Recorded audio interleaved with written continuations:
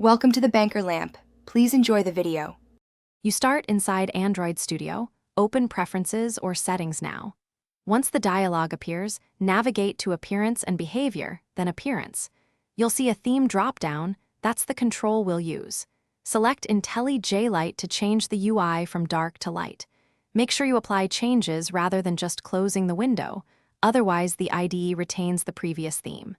This first step flips the overall interface, and will handle editor color schemes and restart options next to ensure everything looks consistent. Once the UI theme is light, you should change the editor color scheme so code windows match. In Settings, go to Editor, then Color Scheme.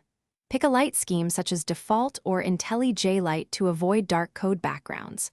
Apply and preview multiple file types, Java, XML, Kotlin, to confirm colors and font legibility.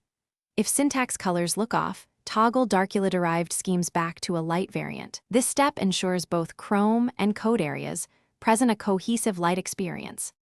Finalize the change by clicking Apply and OK, and restart Android Studio when prompted so every component reloads with the light theme.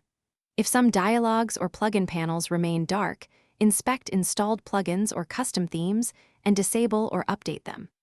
Make sure no OS-level dark mode override is forcing dark elements. If problems persist, invalidate caches and restart via File Invalidate Caches/Restart. This clears stale UI resources. One key tip: disable conflicting theme plugins first before applying the light theme again.